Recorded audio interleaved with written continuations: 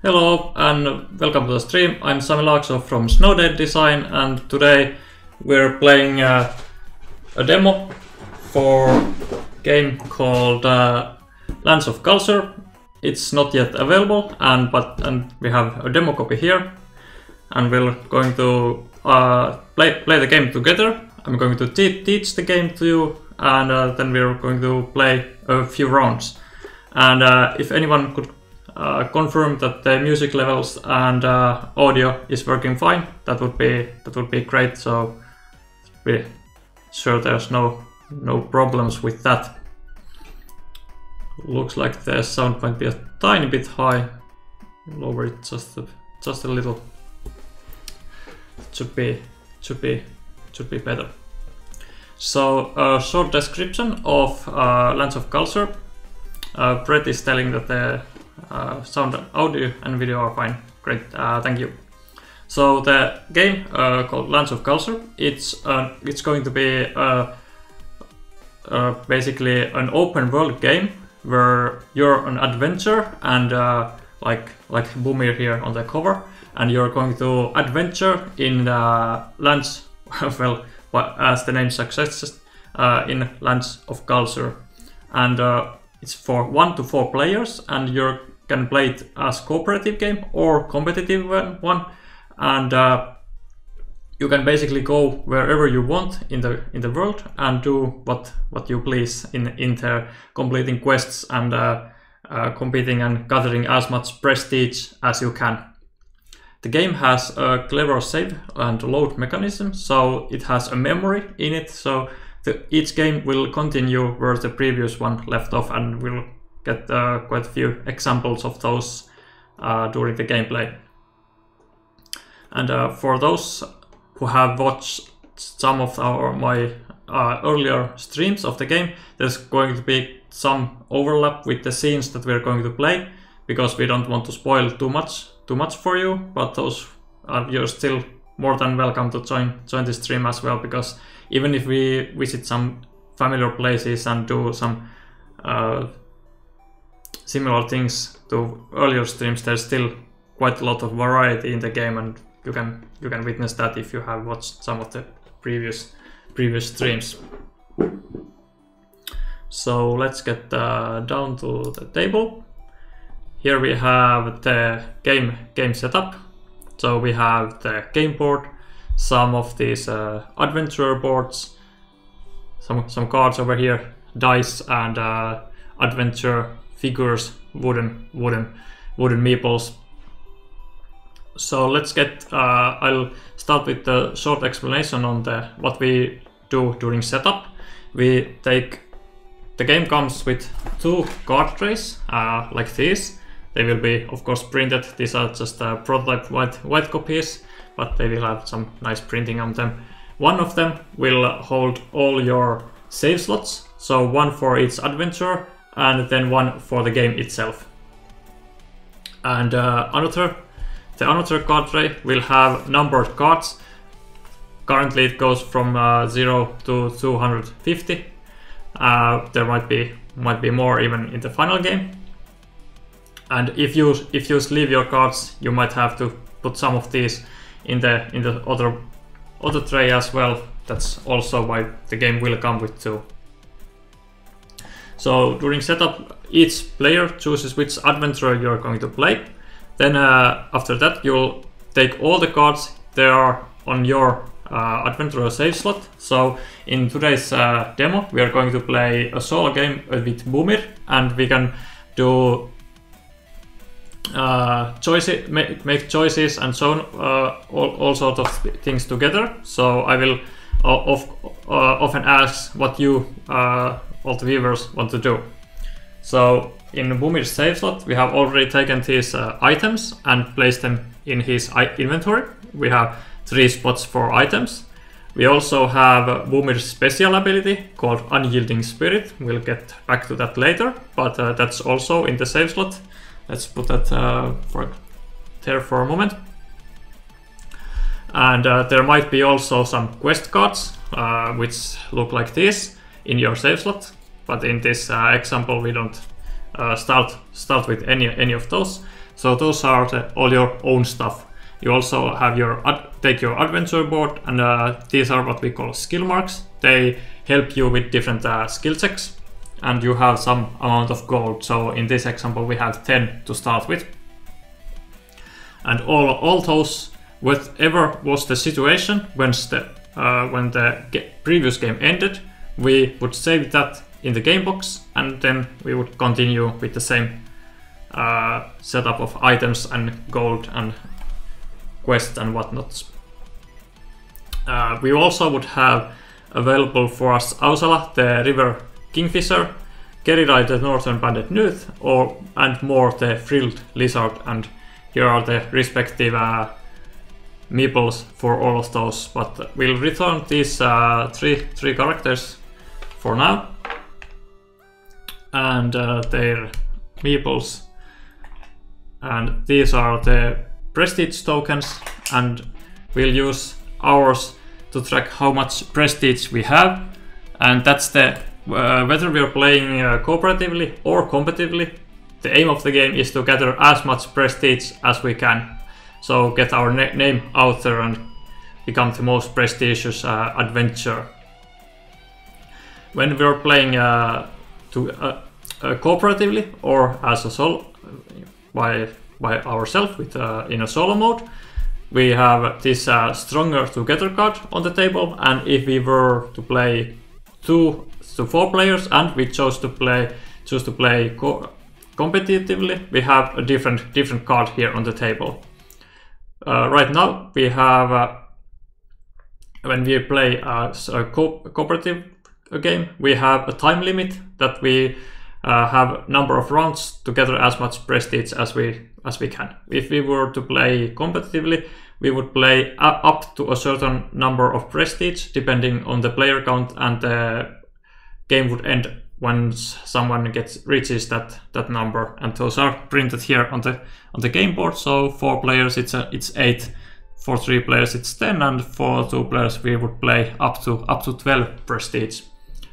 But right now we are playing competitively, so we have this stronger together card on the table, and it says here is what we call a timer box. It's this blue one with a clock symbol over here. Usually this clock has a number on it, but currently it has an X, and the X we see what it is depending on the player count. So right now we are playing a solo game, so the X is 14.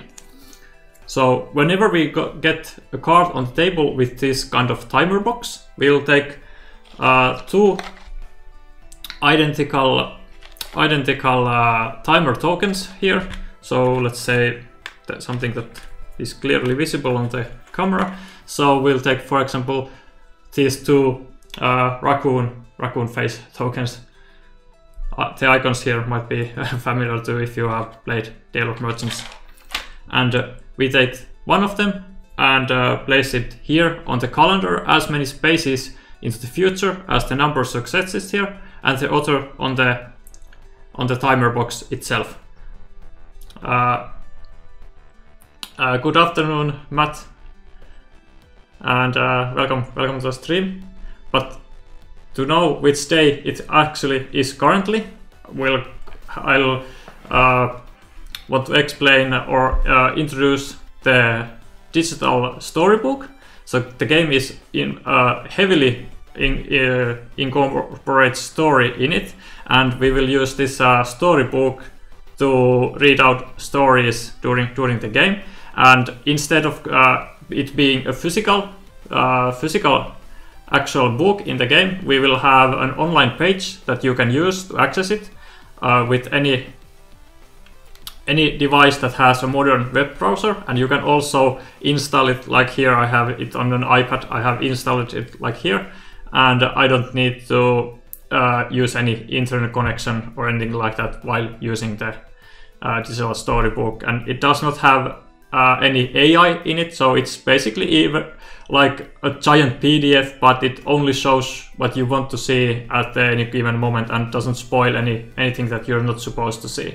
We'll get a closer look at this in just a moment. And for that I have here set up so you can see the screen I have here on the iPad. You can see it better on this view. So hi Paul, great to see you on the stream, even if you can't be here for the whole stream. So whenever we start the game, we have this in our global save slot, which I briefly introduced. It's like this. It has the globe in the corner, and for that we always have this single a month card in that save slot, and currently it says it's June, and we should use the summer side of both the game board and the location cards.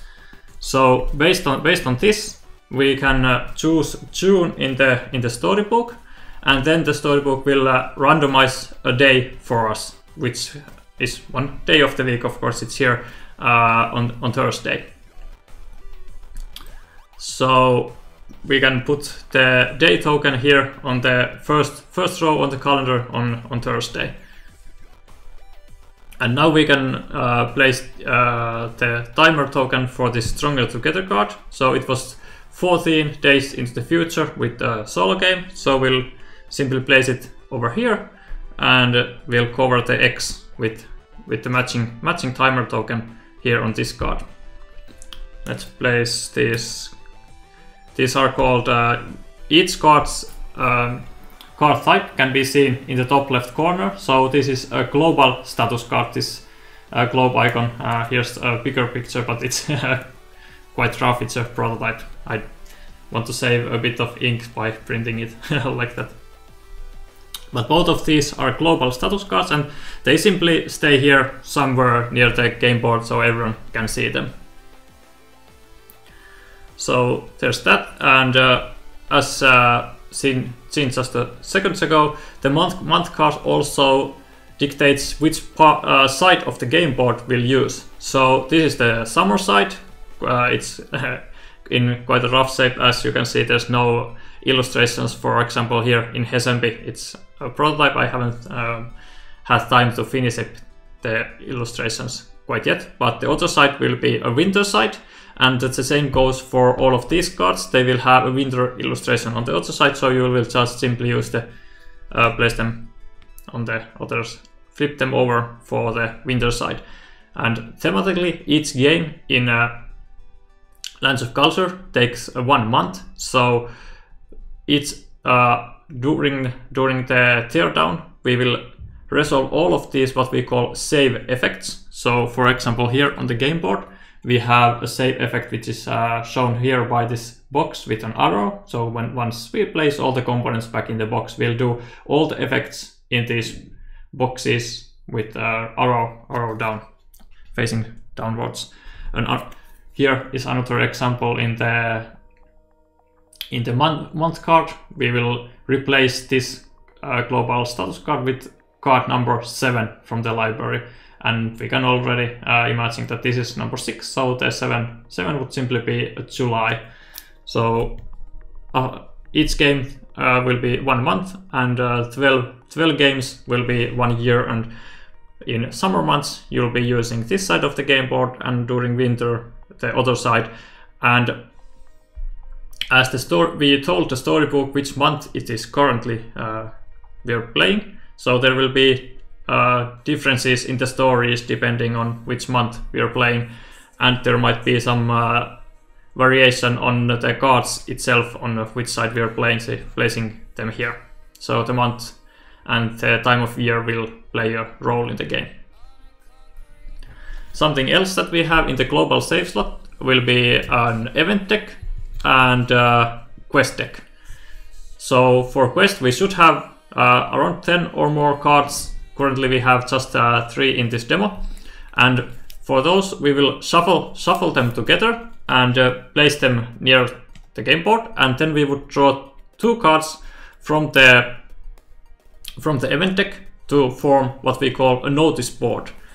So this last card should have more, so this would be both the event, should be the quest deck, and the top card of it will also be part of the notice board. So whenever we would take one away, we would draw a new one from the quest deck, revealing yet another one. So there should always be three quest cards. They have more stuff on the front, and we'll get back to those later. And for the event deck, we will simply shuffle it together and place it near the game board to form our event deck. We'll get back to that later in the gameplay as well. So that's pretty much all the setup for the game board and for all the adventurers. And the final thing is that we would randomize the starting player, and then starting with the first player and going clockwise around the table, each player would choose which location they would like to start the game with from the game board.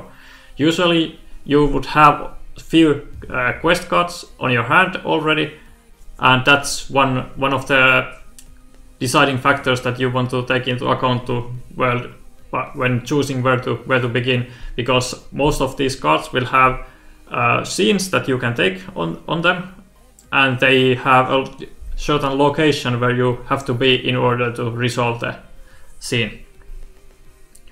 But also on the quest cards on the top here, we can see the pickup location where you can pick up each of these quests in order to start resolving them. So here we have Jabbar, actually twice, and Arhin. So Arhin is over here, and Jabbar is here on the top. So we might, for example, here want to pick up this Arhin quest on our first turn. So we would then probably want to start here in Arhin. So as there's quite a lot of stuff that we haven't been able to finish up quite yet on the storybook side and on the quest side. So I will make most of the decisions on where we will be moving and which scene we will resolve. But during each of those scenes, there's a lot of decisions that we can make, and at those decisions, I will always ask guidance on your part on what you would like to do on those scenes. But you can imagine that in the final game, you can visit any place you want. Pick up any quests you like and do basically what you wish to do yourself. But currently there are some invisible barriers that I will have to use in order to get just show what I want to show in this demo. So without further ado, I think we should be able to start our first turn. So each turn let's say each round in the game is, of course, everyone will take their own turn, and during each turn you have two phases. The first one is a movement phase, and then there's the story phase. And in the movement phase, you will simply move your character on the game board up to 2 spaces. So you can stay on the same space, move 1 or 2. All these locations which are combined by multiple cards, they are considered to be a single space. So currently Bumir would be in Rienstum. So in here we would, for example, be able to move 1 and 2 if we so wished. So Rienstum is a single space, Sarivar is a single space, and Hesempi here down here is a single space as well. And during our turn, we can always pick up these quests if we are in the proper location. So before deciding if we want to move, we can, for example, right now we can pick up this quest because we are at Arhin. So on the notice board side here on the back, it says, "I came to Galzyr for a little vacation and would love me some company," and it's signed by Karimia. And all other cards in the game are public, so you will simply keep them here face up on the table near you. And for quest cards, the backside here with what we call a notice board side, because it's visible on the notice board, that's public knowledge, so everyone can read that one if they want to. But but the front here, that's secret for you. So you can keep them face down near you or in your hand, whatever way you prefer. But in this demo, I can once I have read and shown them to you, we can keep them face up like this on the table, because, well, there's no one who should not be able to see the front. So we pick up a quest called Karimia's Vacation. So the name is here on the top. The type is a quest card, which can be here by the feather and an ink bottle. And the story text here goes as such. My first stop is at Hesembi. There's famous theater which I would love to visit. Would you mind escorting me there? So we have an escort quest in our hands, and then we have some rules text, and then we have available scenes for us. And here at the bottom, besides this sad looking ocelot, we have what if you choose to abandon this quest, you will resolve anything written down here.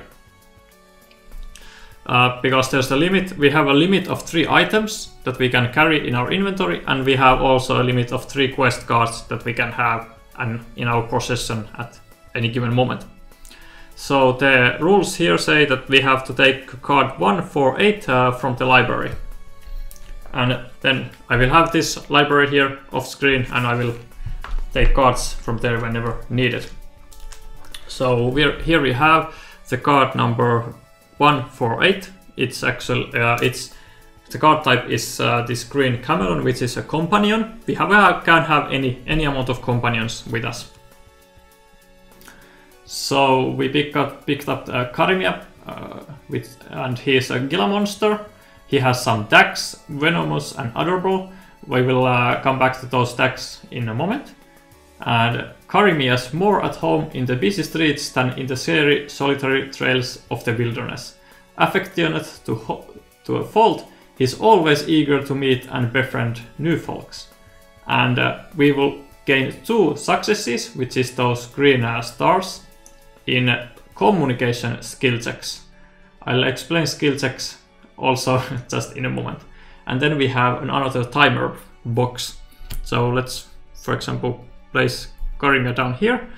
I'll pick two identical timer tokens, and I'll put one in 3 spots into the new future here on Sunday, and another one here on Karimia's card. And it had a number, it has a scene 0047 on the timer box. So we would take the scene from the story box numbered 47 on Sunday. And then on the quest card, it also says that if we move farther away from Hesembi, or lose 148, which is Karimia, for any reason, we would be forced to abandon this quest. So if we don't take the shortest route possible to Hesembi, Karimia is going to leave our side, and we are forced to abandon this quest. And at the bottom here, it all says that this card is placed on the notice board, and we would have to return Karimia as well if we would abandon the quest voluntarily. And whenever we place quests back to the notice board, we simply place them here, the notice board side up. And if for example now we took this, there should be a 3rd one, and this would be simply a 4th one. So there can be more quests on the notice board. If there were for any effects, place more of them here, but we only draw more from the deck if it goes below 3. So 3 is the minimum, but there's no real maximum number of cards in the notice board. But right now we have a Karimia's Vacation quest, which would ask us to move to Hesembi because there's a theater, and Karimia wants to visit said theater. And well, why not? Let's start by moving towards Hesembi. And so during our movement phase, I will move 2 spaces like this. And after we have moved, it's time for the story phase.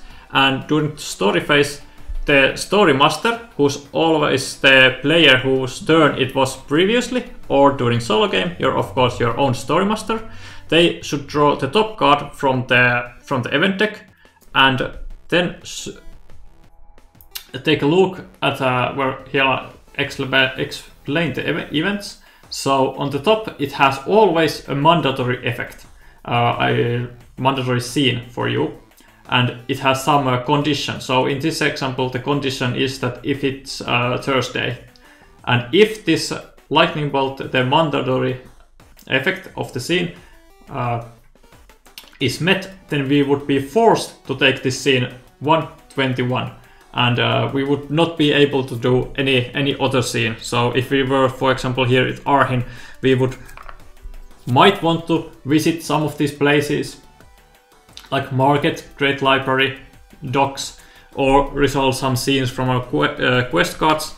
But if the mandatory effect of an event is met, we are forced to take that instead of resolving any other scene. But in this example, it would be Thursday, and it would actually be Thursday over here, so we would have to take the scene 121. But this scene has not been written out yet, so we'll just imagine that we drew this card instead. This is not going to be the first time I'll see it in this demo.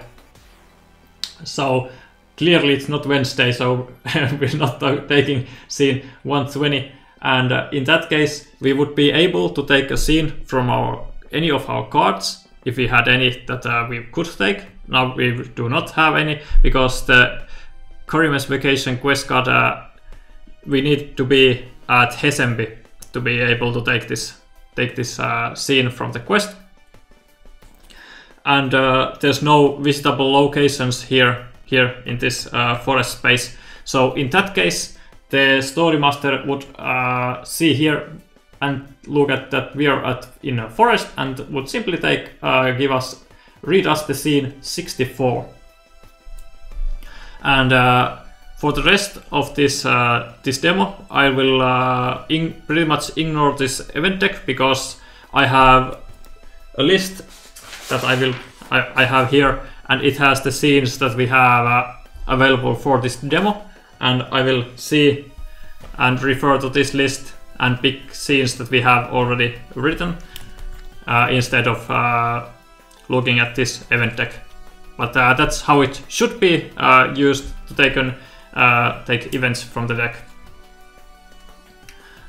So we will refer to the card and take the scene matching our location, terrain of our location. So here on this space we're in a forest, and in this case I'm going to take the scene number 54,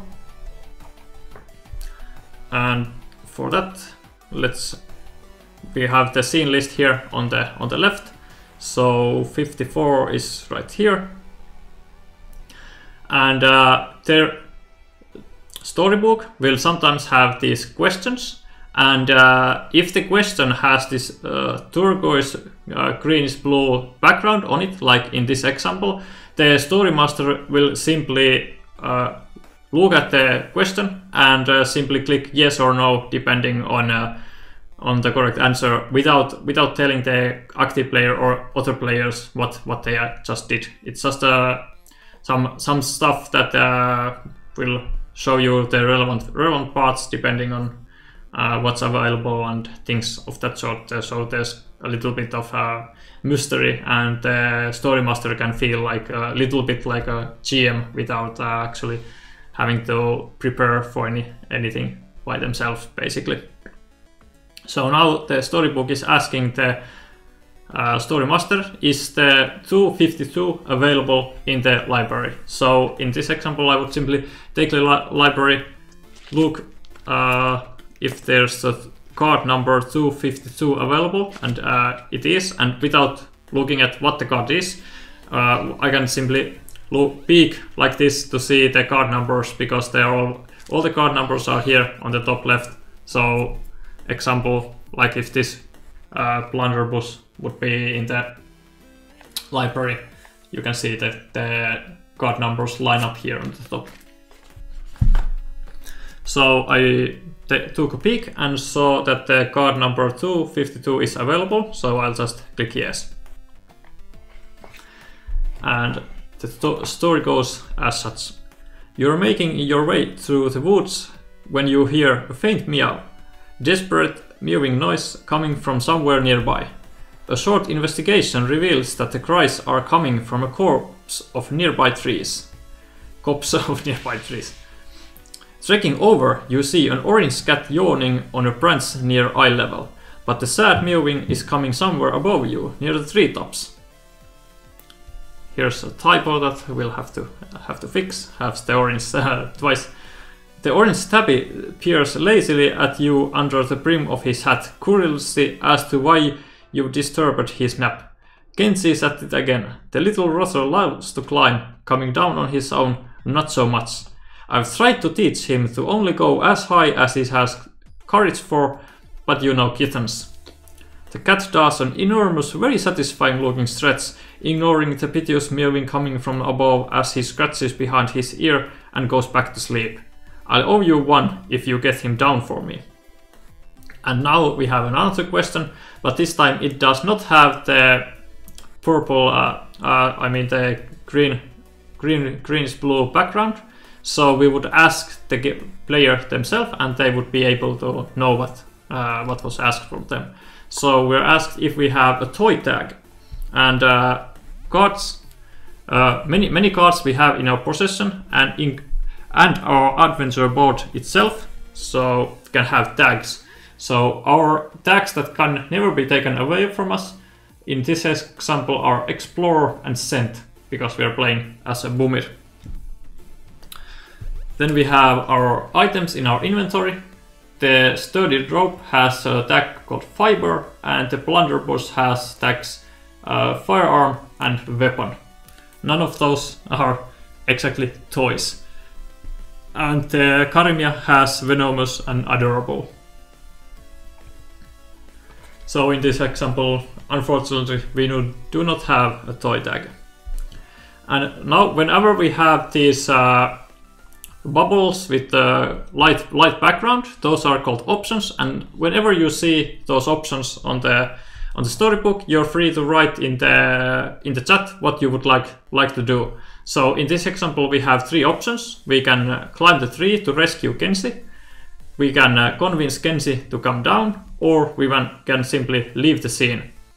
And whenever an option has that colored bubble after it, so the climb option has a medium, a yellow bubble with the word medium and an icon of a tent, and the convince option has a blue bubble which has had the word hard and the mask. Those options involve skill checks, and depending on how well we do in those skill checks, we will have various outcomes happen to us. And for those, on our game board, we have these. In the game, there are these 6 skills. So I can explain them shortly like now. So on the top here, the purple one is called Thievery, and we have a single skill mark for that. So we're not totally bad at that. So those involve some sneaking around, stealing stuff, and some fine eye-hand coordination. Then we have this sword here, that's called Might, and that's when we fight or we use some force to move objects or some other physical aggressive things. And then these yellow ones are called Survival, and those are all survival skills that are most often used in the wilderness. So for example, this time the climbing is survival. And then we have this green, which is called Knowledge, and well, quite self-explanatory for that. So when we need to try to remember stuff or figure something out, we will use our knowledge, and Boomir is not exactly the best at that. Then we have communication, which is when we talk to different folks, and then finally we have we have the eye symbol, which is perception, when we try to perceive things, try to find stuff and things like of that nature. So all the adventures in the game have these skill marks, and they have different distributions of them.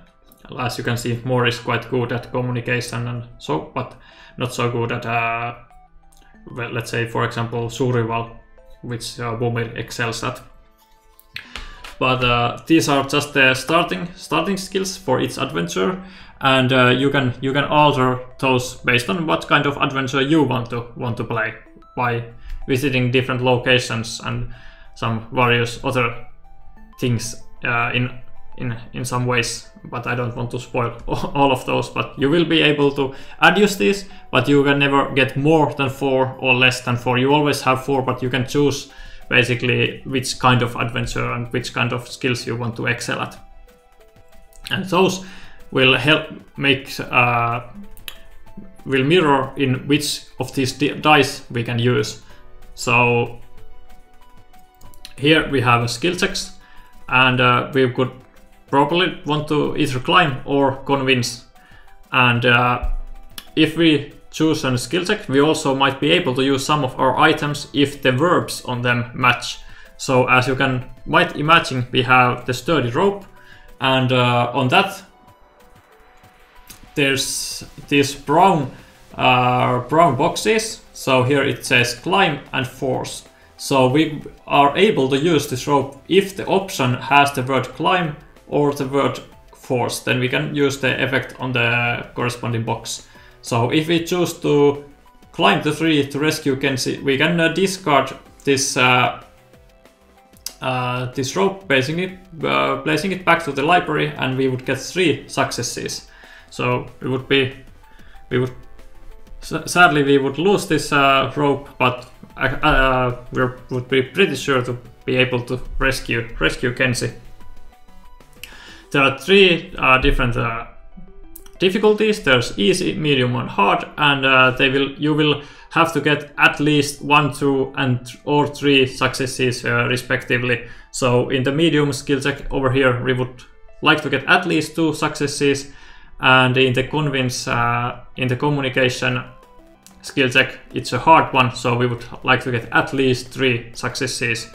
And Boomir is quite bad at convincing anyone about anything, and none of our items help with convincing.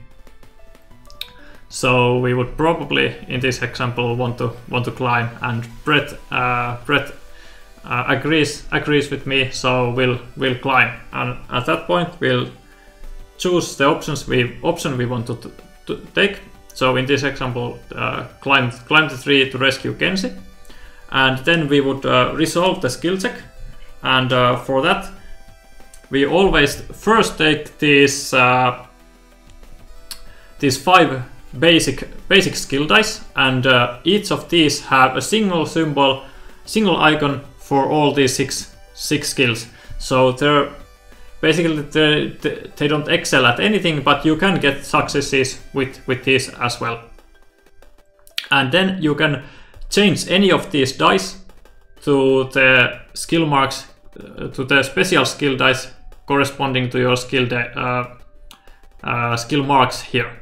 So in this example, we would get access to both of these survival skill dice, because we have 2 survival skill marks. So let's remove 2 of those and replace them. And we can also use thievery and might marks if we wanted to, but we don't want to use thievery because it's so far away from survival on this skill circle. But we do want to use this 1 might die, because each of these dice have, let's show it like this, they have 2 double sides for the skill that they excel at. So this one is a might die, so it has 2 faces with 2 swords each. And then it also has 2 of both of the adjacent skills. So because might is adjacent to thievery, it has 2 thievery icons. So it's still twice as good as these dark base skill dice on the adjacent skills. And because might is adjacent to survival as well. It has 2 single sites for survival as well. So that's why we want to use might dice in survival skill checks as well. So you want to use the one that you are trying to get, in this example survival, and then you also want to use the adjacent ones if you have dice in those skills. And once you have taken your dice, you'll you'll roll all of them. And after rolling, we have a single reroll if we want to, and the reroll works as such. We would have to take 1 die totally away, and then we would have to reroll everything. So currently we are sitting at exactly zero successes, even these dice. So we probably want to take 1 die away and reroll the rest. But if we would have, for example, here 2 successes from this survival die, we would have to reroll that as well if we choose to reroll. But now the choice is quite obvious because we don't have any. As for the items, if the verb matches, we can use them at any point during the skill check.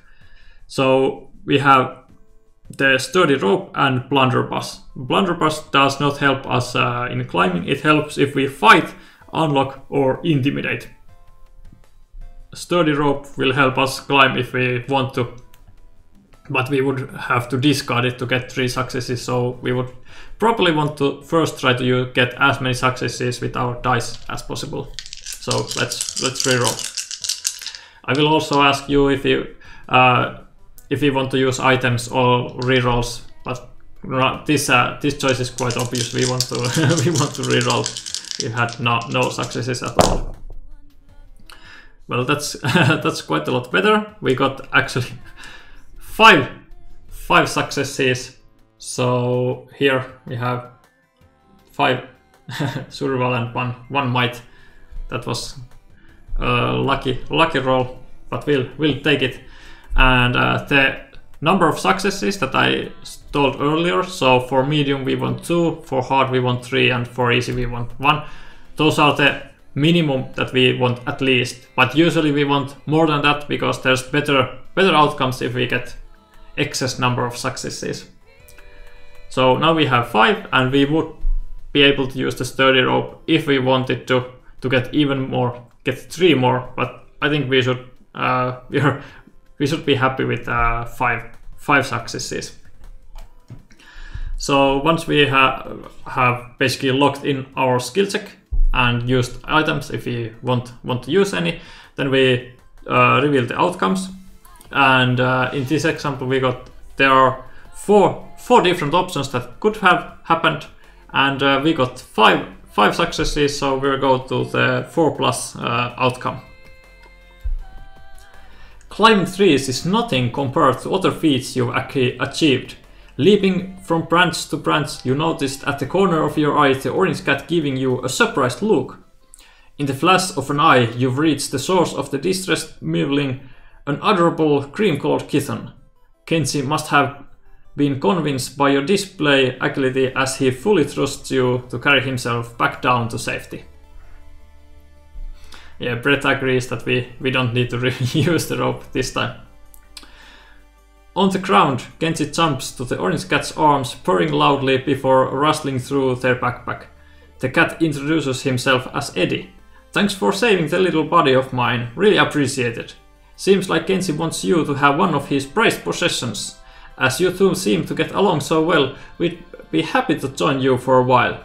Kenji can get a bit demanding, but as long as he's happy, I'm happy too.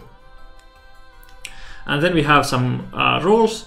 Whenever it has the hand with pointing like one finger up, it means that it refers to the active player. If it would have a handshaking symbol, it would be for the partner, because there could be a partner. We can discuss that a bit later. And then if it has a like hand with four fingers up, it would be referring to the world, or it would concern everyone. So if there would be the handshaking symbol, we could now ignore those rules because we are playing. We didn't have any partner in this scene. A partner is basically another player who could help us in any given scene if the requirements are met. And these rules are, again, this time some of them are not in the turquoise box, some are. These ones are in one of those. So we would the story master would simply resolve them without reading them out loud. So we are giving a card number 31 from the library, and if it's unavailable, we would give a random 200 instead. But the card number 31 is available. So here we have the card, which is item charm. It has tags lucky and relic. Some believe in luck and fortune. Some want to forge their own destiny. Confidence or lack thereof matters more than you might assume. So it helps if we ever sneak, force or climb. And if we used it, we would have to roll the 12-sided die. And depending on outcome, we would either lose some successes or gain some. So it's quite a lucky item that we can use if we are in a pickle. And if we would get more than 3 items, we would be forced to discard one. But in this case, we still have room in our inventory, so we'll of course keep the charm. And it's also worth 8 if we ever choose to sell it somewhere. We can't sell unless the storybook tells us that we can sell some items. And then the rest, it says that we are given card 252 from the library as well. So here we have 252, so let's hide that so it's easier to solve. Here we have another companion. It's called Eddie and Kenzie, and it has tags laid back, adorable and feline. A feline duo, Eddie clearly being the more collective one, while Kenzie is mostly interested in having plain old fun. And it has an old red burst here, which is, it once was meant successes, so you just have to imagine it's a green star, so it gives us 2 successes in perception skill checks. And if we climb, we can reroll 2 dice and delay 2. You can see that the delay is a keyword over here, and it always means that it moves the timer token from the associated timer box into the future. The number of spaces specified. So here Eddie and Kenzie will stick with us for 4 days, and if we ever manage to climb for any reason during a skill check, we will delay as Eddie is happy as long as Kenzie is happy, and it seems like Kenzie is happy whenever he gets to climb. So let's get some more room here, so we'll get another companion, and I'll find some appropriate timer tokens for us here. And Ocelot, of course. So it's number 4, so it goes to the next week's Monday, and the other one goes here on the card. And that was end of this scene, so we'll click that, and then we would go to the next player's turn clockwise, and in this case there are none, so we go to the calendar phase, and in that one we simply move to the next day on the storybook, as well as in the game board. And if the day token ever meets one of these timer tokens, we will simply see where the matching token is, and we just resolve whatever is written on the card. And yeah, one reason we keep track of the day here on the storybook as well is because some of these stories will have different stuff happening in them depending on which day it is, and you can use as many devices as you want for the storybook, so everyone can use their own smartphone or tablet, or you can pass around a single one, whatever way you prefer. As long as they're all set to the correct day and the correct month, the stories will be the same all around, and there's no, like, you don't save anything in the storybook itself. Everything is saved in this card trace with the dividers in the game box, because we don't use the term app for this for a reason, because it's basically a digital storybook, and that's what we call it. It could be that we sometime in the future might release a physical copy of the storybook as well, but at least for now we are sticking with just the digital to keep the price of the game down. And also, as you might imagine, you can really easily spoil yourself with some of the outcomes and stuff if you were playing with a physical storybook instead of this digital one. But that was one day down, and we would have 13 to go in order to try to gather as much prestige as we can. And it's another travel phase where we get to move our figure, so we would probably want to move 1 and 2 to the next forest space if we were wanting to resolve this Karima's vacation quest. And well, I'm going to cheat a little bit and move ourselves directly to Hesembi, so we can immediately go to the quest. So, as I want to show you quite a lot of stuff, different things in different places, so I'm going to fast forward a little bit at times. And right here now I want to introduce one of the additional components that will come with the game, and it's called the travel guide, and it looks like this. It will have information about Galzyr, the location that you're all visiting as an adventurer. And here in the inside it will have, of course, information about the guide author, which is this blue-billed duck named Okagoban.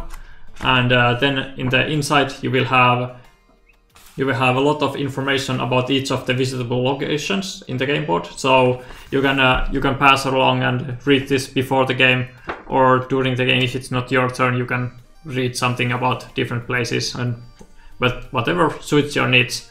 But basically, you can get a bit better feel of the world, even if before playing, and you know what kind of places you can expect to find in various locations. An example here, we have Hesembi's description, with which we are currently going. Hesembi began as a small mining settlement, but has since blossomed into a vibrant city-state and an important commercial hub. A walk through its famous floating market resembles a journey around the world, bringing together an extraordinary selection of luxuries and delicacies from all over the world. Hesembi's cultural life has been booming as well, theater especially. Brilliant plays can be found daily in the city's many theaters. And spots that we could visit in Hesembi are docks, theater, market, and mines. But currently we are mostly interested in our quest card because it has a scene available for us, the scene number 48. If we are at Hesembi, we can take the scene named Arrived to Hesembi. And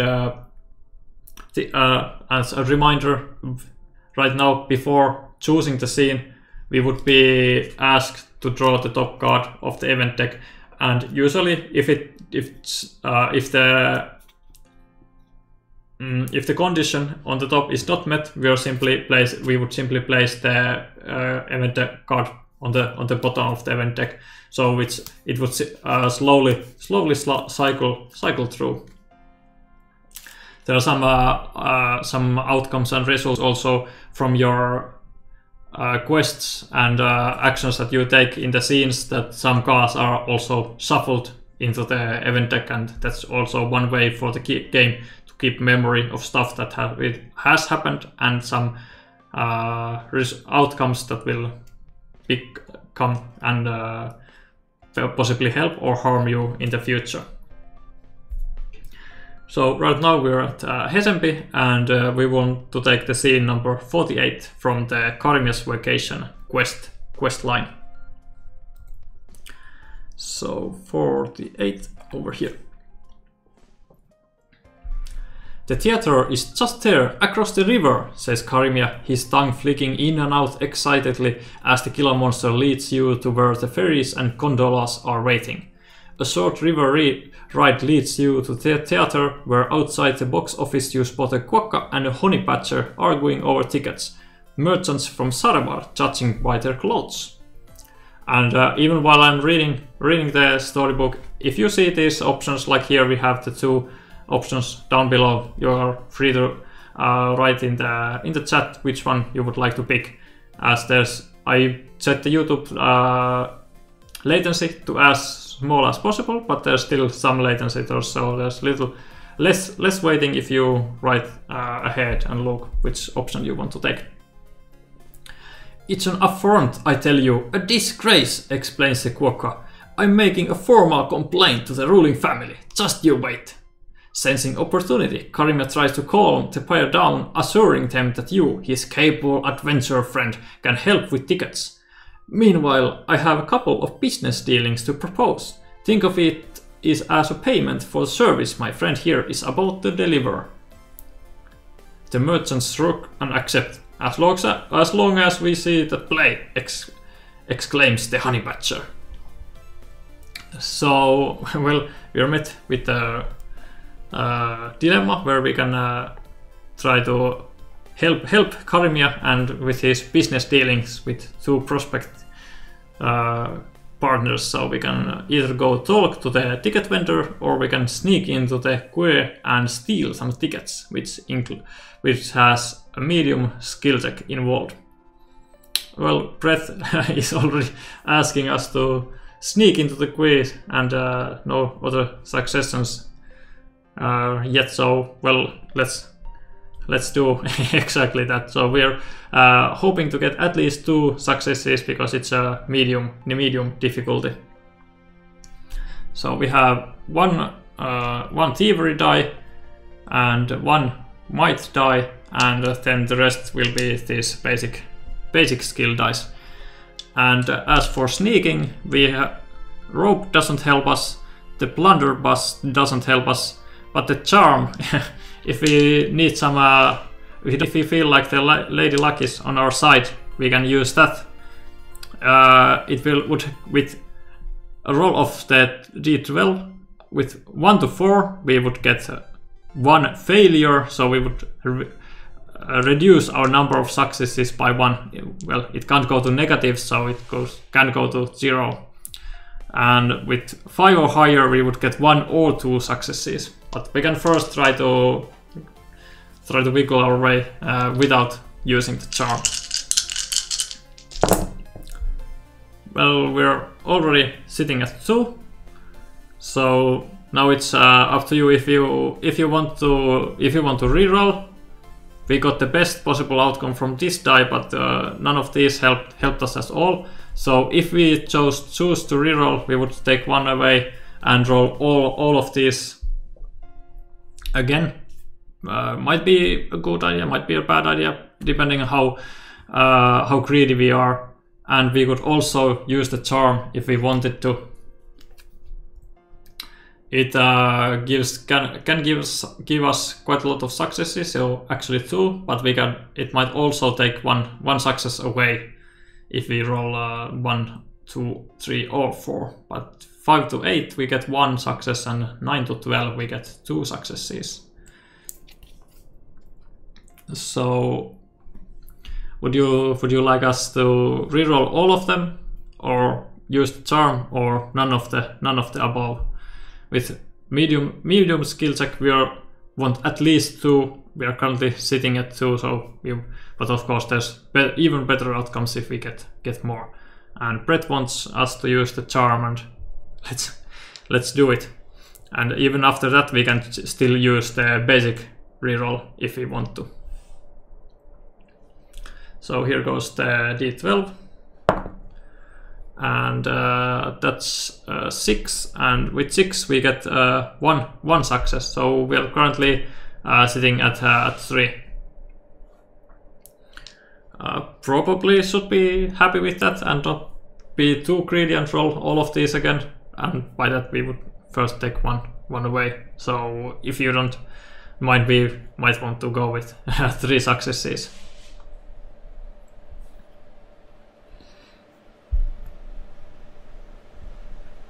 And yeah, Brett is also happy with this. So then we reveal the outcomes, and well, 3 is good, and we would, in this example, we would have to be able to get 5 in order to get the best possible outcome, but we're comfortable in the middle. You spot a ringtail couple who seem obviously enough. They look like tourists looking around and staring at buildings while chatting excitedly. Swiping their tickets proves easy enough, so you can't help but think about the disappointment they're in for. Well, that's what happens when you steal some tickets. Here for my possible future business partners, says Karimia as he hands the 2 tickets over to the merchants. Thank you, but will you not attend? Asks the Badger. Karimia looks at you, then back at the Badger. That is up to my friend. Looking around, you see 2 possible entrances. An open door on a balcony and a locked door on street level. We can either try to climb to the 2nd floor. Again, we have sturdy rope which would help us in climbing, and charm as well. And well, I'll reorder these cards a little, because then you can see, should not forget that we have also Karimia and Eddie and Kenji with us, and Karimia helps us in communication skill checks and Eddie and Kenji helps us in perception skill checks.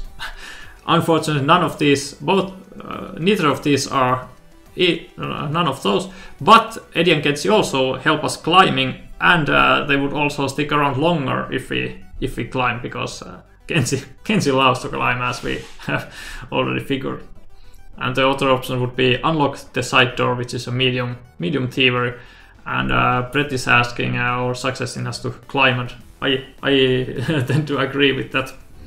So let's choose that, and here let's see what we have. We have 2 survival skill marks, 1 might, and then the rest are the base dice. So these are our climbing stuff, and Eddie Kenji provides us with a reroll of 2 dice. We can use it before or after our single reroll that we always have, and then charm gets us some successes if we roll good with the D12. Well, quite rolling good today. So we have 2, 3, 4 successes, and the skill check is medium, so we would like to get at least 2. Currently we are sitting at 4, and I would succeed not doing the usual reroll, but use Eddie and Kenji's ability, which is a reroll up to 2 dice. So let's do that, and it also says delay by 2, so I'll delay the assault marker by 2. So there, Kenji is so happy with climbing, even if it's a balcony. And that gives us even 2 more.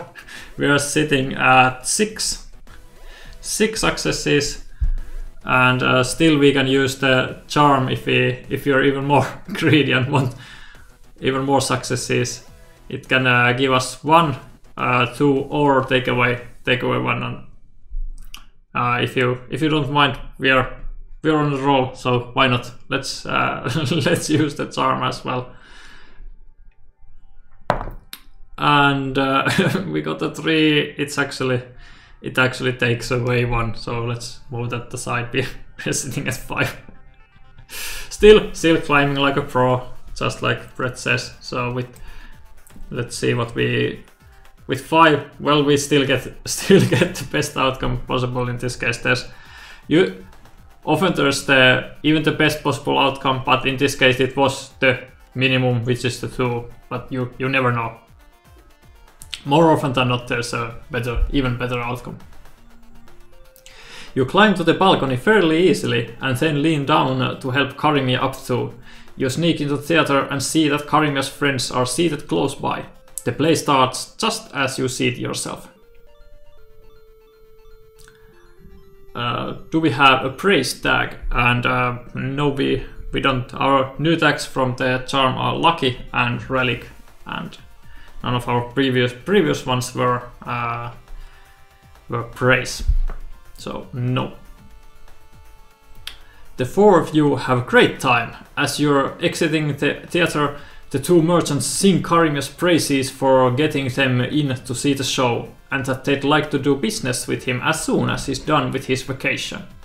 You see that Karimia enjoys the attention, but is trying to look modest. He then bids the Quokka and the Badger farewell and looks to you. What a free-to start to my vacation. Are you ready? What waits for us next, my friend? Let's move that away. We get 2 prestige, so that's extremely good. Getting closer to fame and glory. And we were asked to return the quest 47, which is this Karimia's vacation, to the library. We do that, and then it asks us to give a 112 to the adventure. So we're taking 112, and that's the end of that scene. So I'll move to Saturday here and on the game board as well, and then this is the card 112, so it's a continuation for Karimia's vacation. The new exhibition center, named appropriately Halls of Wonder, were opened recently. I must see them with my own eyes. Let us make Rienstum our next destination.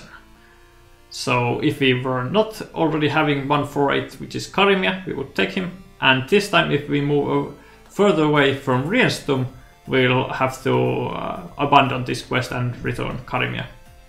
And then on the other side, this is currently not referring to us because we got the card to ourselves. But if we were to abandon this quest, it would go to the notice board this side up, and in that exact case, it would say that I always wanted to visit the great city of Rienstum. Traveling alone isn't much fun, so I would greatly appreciate if someone could escort me there. And that's also signed by Karimia. So let's put them, for example, like this, because it's linked to Karimia. And I already forgot to also introduce this, put it aside there. So each adventurer has their own special ability, and they are all this card type, which is an adventure status, which is this yellow fox statue for now. And these special abilities are all numbered 3 zeros, and Boomir's is Unyielding Spirit. Boomir's legendary resilience has inspired not only many Polecat Cups, but even some story writers. Most of those fables have more truth to them than one might first think. And the effect is that before reading the outcome of a might or survival skill check, we may discard this Unyielding Spirit to reset the check and perform it again, and you would gain 1 success for the check. So once we have chosen to do a skill check, and after rolling using items, we can basically say, well, we're not happy with the outcome, as long as it's a might or survival skill check, and we can reset it fully and start all over again and get one success to boot.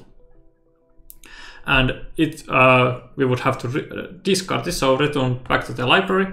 But fortunately, each adventure has this save effect, which I briefly mentioned earlier, which says that take the card 0 from the library.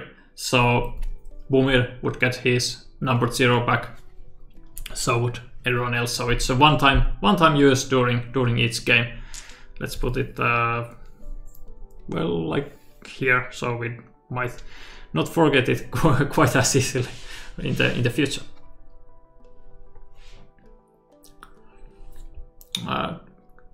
Nice that you were able to join us for a moment, Paul. And you're going to set up your next stream, and I hope you have a great stream as well.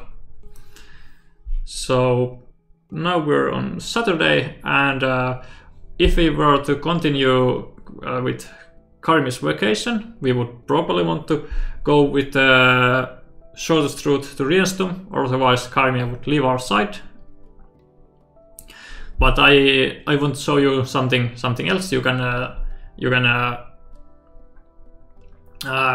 play the Karmia's vacation and see how it ends by yourself once the game is ready and you get it to your table in the future. So we'll leave that as a little bit of a cliffhanger and visit some other places. So we have two quests. There should be 3, but in this demo we have these 2 quests that can be picked from Jabbar, which is over here. So let's say that we'll start moving toward Jabbar. And well, why not? Let's go. I think it would be the shortest way through here.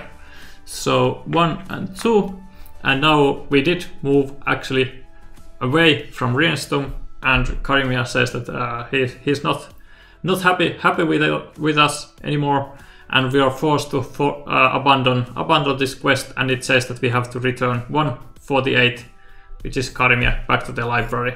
So I'll do that, and someone else can help finish up Karmia's vacation. And if we return a card with a timer box, we will simply take the appropriate timer tokens away as well. And so this goes to the notice board, and it can be picked up at Hesempi. Well, that's quite logical, as we just escorted Karmia to Hesempi, so he basically left our side once we started moving towards Sarevar instead of Rienstum. So now we don't have any scenes available for us, so we'll take an event from matching the hill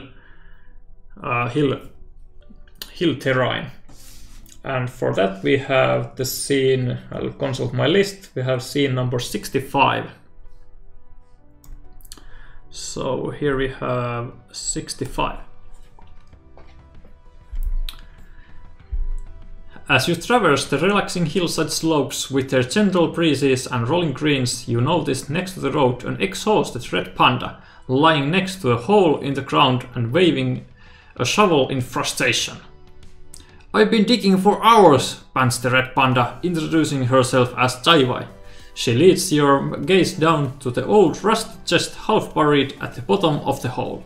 "It's exactly where the treasure map said it would be, but I didn't expect it to be locked." Jaiwai rubs her whiskers nervously. "If you help me open it, I'll share what's inside with you. I just don't want my afternoon to have gone to waste. Oh, and do be careful. The contents are probably fragile." And we're asked if we have a deconstruction tag, and none of our cards have that. Let's move this here. And our unyielding spirit has a tag called Indomitable.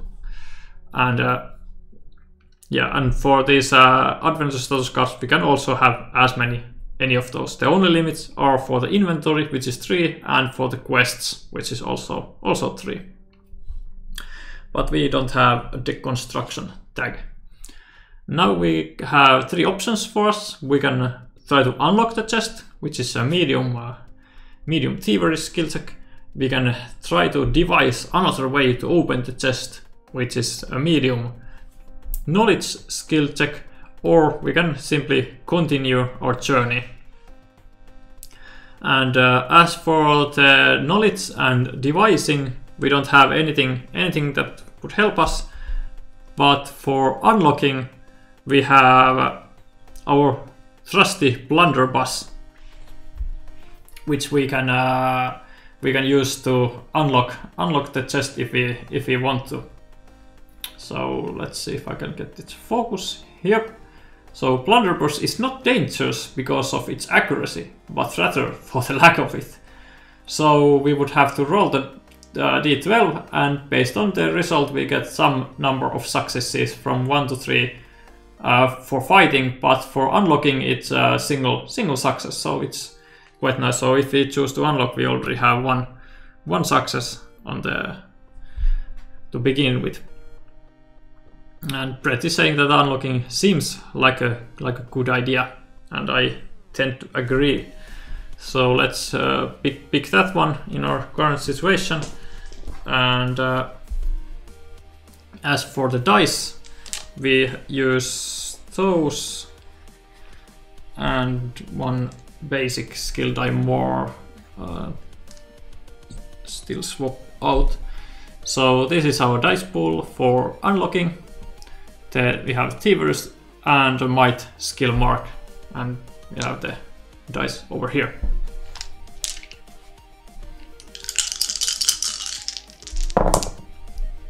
And that's exactly 0. So I don't think you mind too much if I take one day away and reroll all of these. Reminder: we have a single success from the blunderbuss already, but we would still want to get at least one more to succeed in a medium skill check. Well, it seems like our luck has slowly ending, because we got exactly 0, even though we got quite nice dice. And none of our other stuff helps, and Unyielding Spirit can't be used with a thievery. It would have to be a might or survival skill check. So even if we use the blunderbuss to get 1, I think we're out of luck for this. Well, yeah, Eddie and Kenzie help only in perception, not in thievery. So we have a single success. Let's see. Well, we got 0 to 1. The lock proves too sturdy for you. Go on without me, murmurs Chai-Wai glumly as she stares at her unclaimed treasure. With a sad look behind you, you carry on with your journey, wondering what might have been. Well, that didn't end as well as we hoped it would. So we'll move to Sunday and here one day forward as well. And then we can move to the next day and get closer to Jabbar, so 1 and 2. And over there we could visit Metal Factory, Market, Museum or City Park. But from those I think I want to introduce you to the market, because I have some inside knowledge that might help us get to Jabbar faster. So the market is number 8 over here.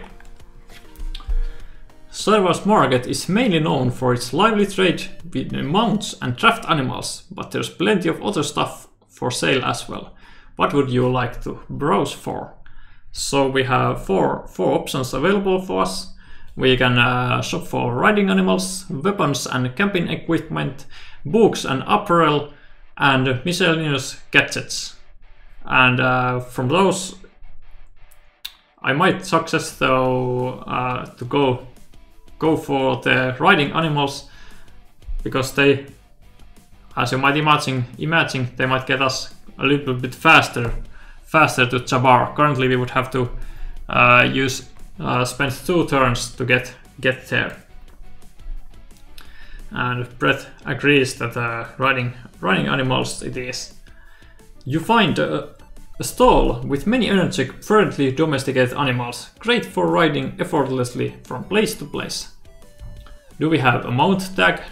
All our tags are here and none of those are mount. The shopkeeper proudly exhibits his animals. Would you like to rent one for a while? Keep it fed and you'll speed from city to city.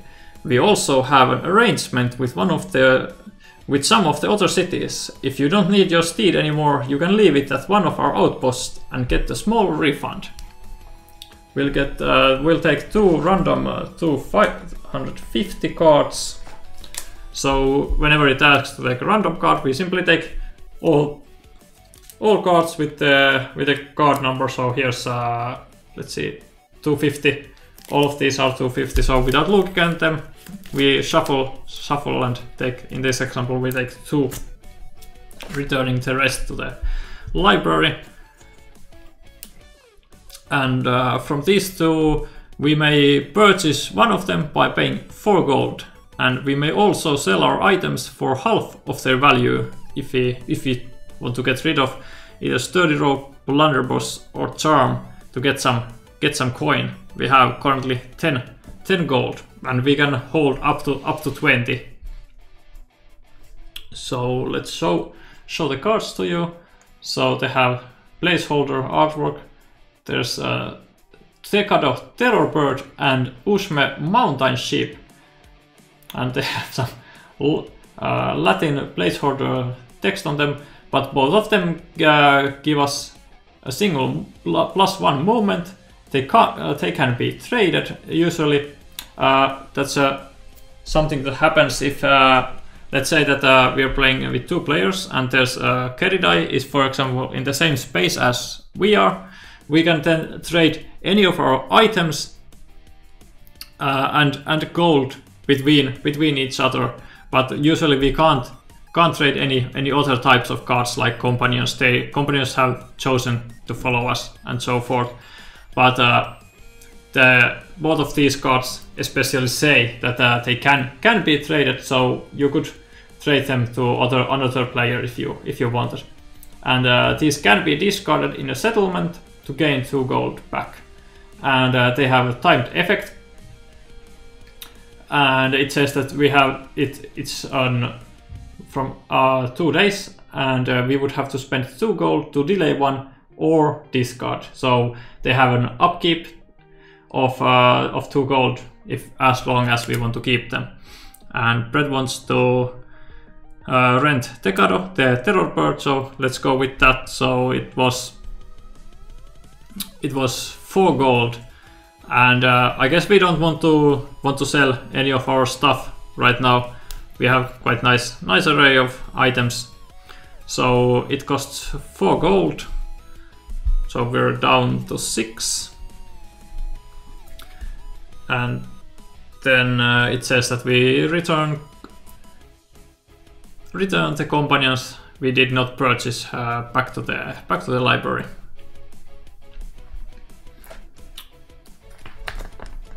Here.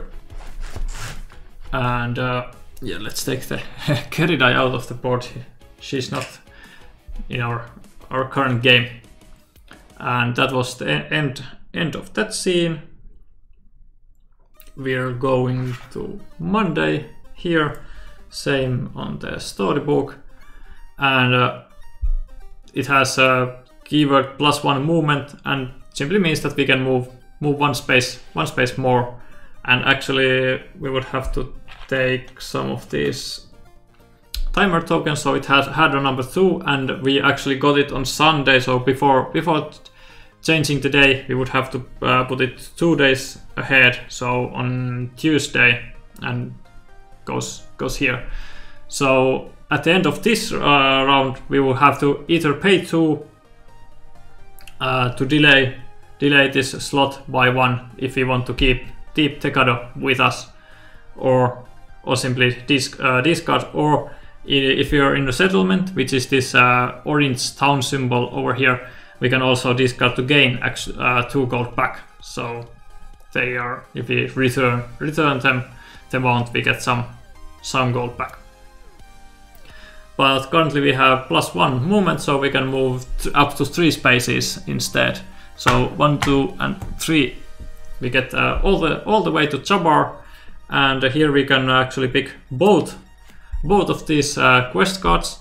So one of them says that an inquisitive but inconspicuous person needed, and it's signed by Sawmill Toplog. And the other one says someone with knowledge of property business needed. A pretty face is a plus, signed by Resort Keribash. And this one is named Disputed Property, and it would ask us to go back to Sarevar to resolve it. And another one is named Smoldering Wood, and it asks us to move to Yetsden, which is over here. And as I'll just want to introduce some of the new locations. So we can keep the Disputed Property, but let's move to the Yetsden instead of going back to Sarevar, so you can see some new places. So Smoldering Wood quest card says a lynx named Hilemo tried to set my main warehouse on fire. He failed and is now in prison. I suspect he was hired by Janka, the previous co-owner of my sawmill. Find me the evidence for this. Guards are not interested to help me. And signed by Rovun, the owner of Toplog. And it has a scene that can be resolved in Yetsden. But we have already moved, so we're currently in Jabar, and we can either visit the market or hot springs. And we already visited market in Sarevar, so why not let's visit hot springs in Jabar, and that's scene number 6.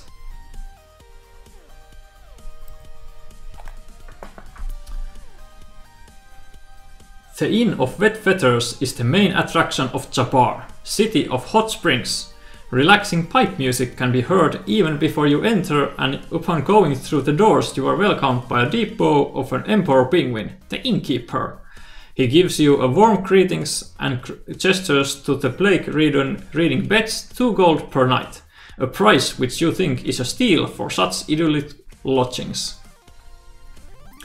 We have 2 options. We can either spend our day at the inn, costing us 2 gold, or we can begin a conversation with the penguin. And well, we don't have too much gold at our disposal right now. We have only 6, so I'm not too inclined to spend our day at the inn, at least not yet. So let's see what the penguin has to say, and Brent is agreeing to begin a conversation. The innkeeper Ranut squawks enthusiastically about how busy it is this time of year and how proud he is of his little resort. My staff can barely keep up with all the peak season work. He looks at you for a brief moment. You don't happen to need a job, do you? The beds need cleaning, it's tough work, and if you prefer something else, I might have some other errands for you. Other errands you could run for me. We have 3 options, and we have a rule saying that if we clean, so it's the first option, we may reroll as many times as we wish, but it's referring to the regular rerolls, so we're still required to remove 1 die from the dice pool for each reroll. And the 3 options are accepting the offer to clean the baths, which is a medium skill check survival. Accept the offer to help at the inn, which does not have any skill check involved, or we can still choose to spend our day at the inn at the cost of 2 gold. And as for the cleaning, which Brett suggests us to do, we have the unyielding spirit, which we can use if we are failing at cleaning. We can use our unyielding spirit to clean the heck out of the bats. And I think none of our other stuff helps us, but we do have quite nice skill marks for the skill checks. So we take 2 yellow ones, 2 survival, 1 might, and 2 base skill dice, and go with those. And then we can use the unyielding spirit if we're seeing if it seems like we are failing. We got 2. We got quite a lot of might, but we are not trying to destroy the bats. We are trying to clean them. So 2 is the minimum, and we can either go with that, or we can take 1 die away and reroll everything, or we can use the unyielding spirit, or we can first try to reroll and then use the unyielding spirit. Of course, if we are inclined to use the special ability, we probably want to first use our reroll. And not to forget that we have the ability to reroll as many times as we wish, so I might be inclined to try a few rerolls.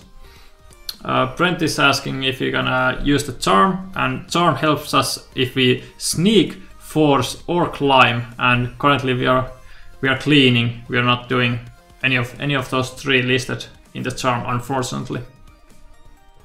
So our items don't help, but we can be greedy and reroll multiple times. Both of these have these double icons, so we could try to get those by having a few rerolls with these dice. So well, let's be a little bit greedy and remove one of these and reroll everything. Trying to get more than 2. Well, this is this is less, so this is just a single success. So we're not happy with that. Usually we would not have more rerolls, but there's a special rule in this that we can reroll as much as we want. So let's try to get more than 2. That's still not more than 2. That's actually 0. Let's reroll. Looking like that we might have to use the unyielding spirit after all because of my greediness. Or we can just be happy with 2. Might be wise to save the unyielding spirit for something more meaningful than bad cleaning. So I would tend to say that we're happy with just these 2. Unless you really want to make them shine and use our unyielding spirit to do so. waiting what Brett suggests if he wants to be greedy. Brett's wife is saying that as men we are bad at cleaning. Well, Boomer is doing his best.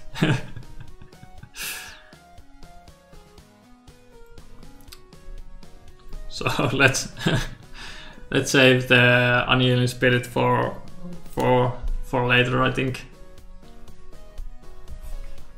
and go with the current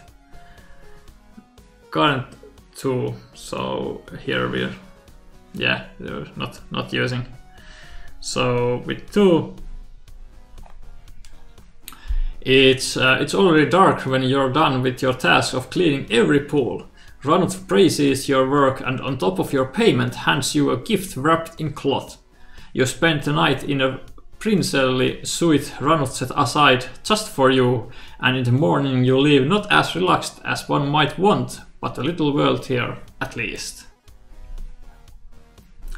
So we get 6 gold, so we were at 6, so we're going up to 12. So now we have some more money to spend. And we also get card number 42, and if it's unavailable we would get a random 150, but 42 is available. So that's the end of that scene. Moving to Tuesday, and we'll do that in a second. Here's the card number 42 that we got. It's a fancy towel with tags absorptive and warm. A keepsake from Ranut. While it is comfortable and highly efficient at its intended purpose, you can imagine multiple ingenious uses for this fluffy piece of cloth.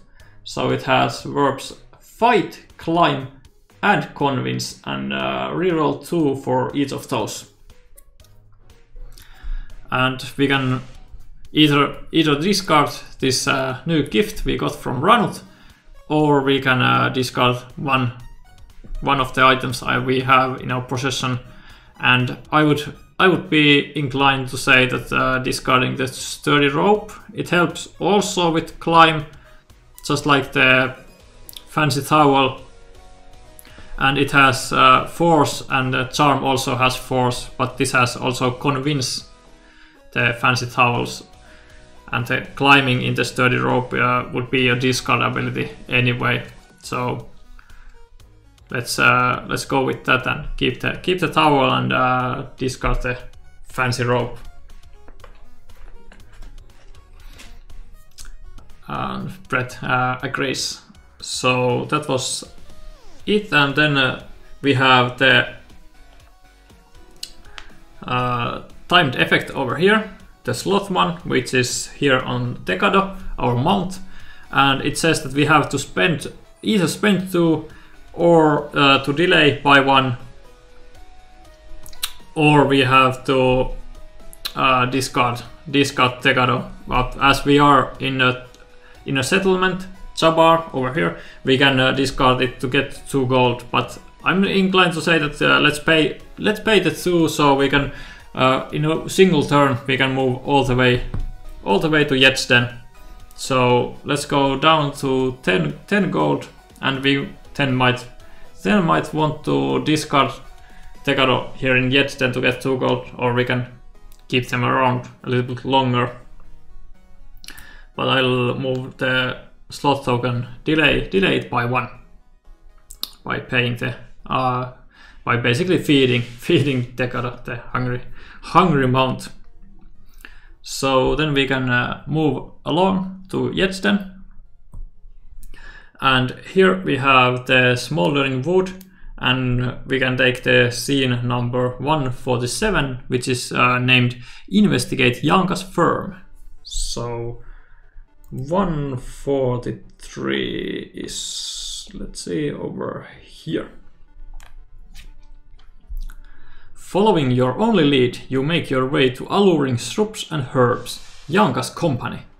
It is a fairly small building located some way off the city center, and as one might have guessed, seems to deal in spices and various flavors of ornamental plants.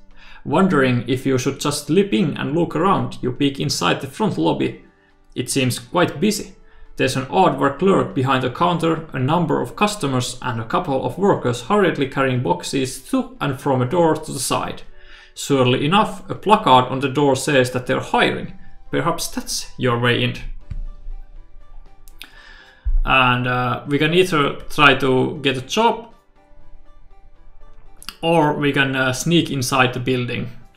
And as for sneaking, we have the charm, which might help or hinder our way, and that's about it. And Brett is suggesting to try to get a job, so let's do that,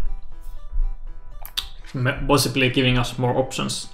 You march in and tell the clerk that you're here for the job offer. He sizes you up curiously before leading you through a curtained door behind the desk. Inside you find a lunk sitting behind a large wooden desk amidst rows of plants and boxes. She gestures you to sit and introduces herself as Janka, before showing the lingering clerk back to work. From the nosy look on his face, you're sure that he'll be listening behind the curtain. Business has been blooming lately, Janka says after a while, gesturing at her cramped office. She looks at you appraisingly before continuing. I might indeed have work for you. Happen to have any skills or prior experience in our field? And as we are asked if we have a training tag, and we do not have, our new tags from Decado are menacing and mount. We do not have training tag, so we have 3 options. We can demonstrate our cultivating skills, which is an easy survival check. None of our items help, but we can use our unyielding spirit if we want, and we have quite nice dice for that. We can recall business skills, which is an easy knowledge check. We have okay dice because we have this adjacent survival dice. Or finally we can try to convince her that we are a nice person. That's a medium communication check, and for that our fancy towel can help us look more convincing. It has a reroll of 2 dice, but we don't have any good dice to reroll for that. And Brett is saying that we should try to cultivate, and I tend to agree with our current set of skills and items. And for that we have same dice as before, and it's a easy skill check, or so we are trying to get at least 1, so it should be no problem. And that's 3, and I think that should be quite nice. Still saving unyielding spirit for something more meaningful than cultivating some plants, and 3 should be more than enough for an easy skill check like this. And well, what you know, it's the best possible outcome we can get here. Like a master artist, you carefully take in the plant life present in Janka's office turned storage, before deftly assembling a most beautiful arrangement of botanical perfection. Janka watches attentively as you work before nearly pleading for you to work for her, even offering to pay some upfront. And we gain 2 gold, so Janka is basically paying for our mount, at least for 1 day. So moving up to 12 gold. Despite the rush, Janka's company seems a pretty nice place to work at, almost enough to distract you from your objective. But you bide your time and plan how to proceed. You could try to get information out of the friendly workers or confront Janka directly, if only you could make sure the other wasn't listening. After a while you get your chance as Janka leaves her office for lunch. Now is the time to find out what she's hiding. We can chat with the workers about Janka, medium communication check, and for that we have nothing to help us, and we have really bad dice. We can intimidate Janka to confess, which is even harder. That's a hard communication check, but for that we have actually our plunder boss will help us get 1 success in intimidating, so we can try to intimidate Janka, but still we would have to get 2 successes from just using our dice. And finally we can search the office quickly when Janka is away, and that's a new kind of skill check. So whenever there's a bubble with those pointy corners, like in this last option we have right here, that's called a rust skill check. And in rust skill checks we can't use any of our items, and we have no rerolls at all.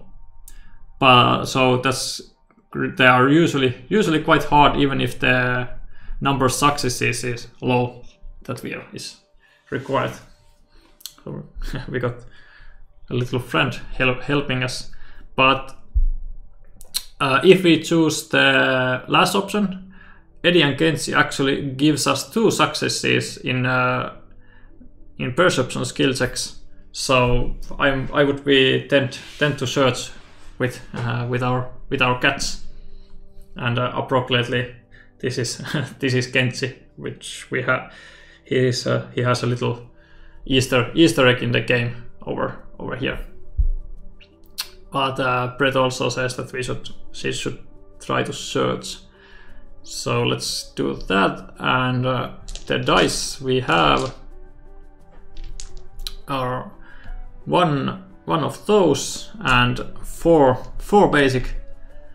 basic skill dice like that, and we have 2 successes already to begin with, and we got one more, so we are sitting at actually three successes, with 2 coming from Eddie and Kenshi. While they are really good at perception, it's not something that keeps Kenshi happy, so we are not delaying their timed effect this time. And well, 3+ is the best possible outcome over here. Slipping inside the empty office, you figure that Janka wouldn't leave anything incriminating in the open. Surely enough, in one of the drawers you find her notebook suspiciously stashed under a stack of documents. But that isn't all. In the back wall you find a hidden compartment containing gold and a letter from Rovun to Janka. You grab everything and slip out of the building, the clerk behind the counter giving you a curious look. Investigating your haul at the safe distance, you find an interesting entry in the notebook. Hilemo failed. Send someone else to Jabbar to finish the job, followed by a list of names all crossed out. Moreover, the letter of Rovun demands money from Janka, threatening to otherwise expose something she did in the past. So here we get 2 prestige, actually doubling our prestige up to 4. And then we also return the quest card number 261, so it's this smoldering wood card, and then it asks us to give 262 from the library, and that's the end of that scene. And 262 over here is another smoldering wood quest. This time would have to do resolve at Jabbar. There is great animosity between Rovun and Janka. You have the chance to do something about it, says the quest card. And here it actually has an old text here, but it should say that we need to discard this card, so place to the library if we choose to abandon this, and that's why the backside of this one does not have the notice board stuff, like for example like this one. So it's just a tear up corner here, as it can't never go to the notice board. So now we have these two quest cards, and then that was the end of that scene. We would have to move to Wednesday, and same over here. And here we have two timer tokens, and we would have to resolve them from top to bottom. So the first one is the slot, so we would have to pay 2 for Tekado if we want to still keep them. So why not?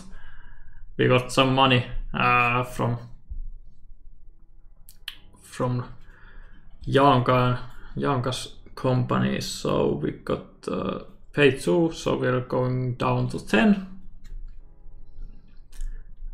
And then the second one is this red ocelot one, which is here on Eddie and Kenshi, and it simply says discard, so we would have simply have to say farewell to these fellows and return their card back to the library, like that.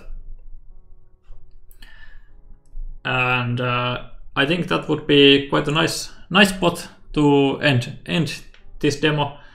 I'll still can explain a few things, but most I have already done. So whenever you end your game, you will have to do all the everything listed on these save boxes. So here we would take the 0 from the library, so we would probably try to use our special ability once in the game as we got it back. And here we would replace June with the next month, so the next game would be in July. And for the cooperative game, here the timer box over here, which would be 8 days from now, it has a scene number 200 on it. So we would take the scene 200 from the storybook if we were to play all the way to the end, and it would then create our success, and maybe something else would happen, but I'll also leave that for you to discover on your own. And Brett is telling that the game looks really nice, and I happy you're feeling that way, and glad to hear that. And Brett is asking if the game is coming to Kickstarter, and the answer to that is yes. So our plan is to kickstart Lands of Galzyr on next summer. So basically the base game and the core of the game, the engine and the rules are complete, and we're currently just writing and creating all the stories and places you can visit in the game. So this is pretty much the rule set that you saw is going to be the final one, but we are still creating a ton of content, including events, quests, visitable locations, and things of that nature. So that takes enormous amounts of time, and we're currently cranking out content as fast as we can, and also drawing all the illustrations and things like that. You can follow us if you want on, first of all, subscribing on YouTube to get notified when we have new streams and videos up. We also have a newsletter on our website, snowdaledesign.fi, and there's also a link in the description for our friendly Discord server if you want to join us. There's some really friendly people over there that sometimes also play some board games online with each other, and I also hang around. So if you want to ask any questions, and I sometimes drop some new photos and things of that nature about our new upcoming games on the Discord server. I want to thank everyone for watching and taking part in the demo, especially Brett for being so active. That was really nice of you. So it was the game Lands of Galzyr, and I'm Sami from Snowdale Design, and I thank you for joining the stream, and hope to see you next time. Thank you, and bye.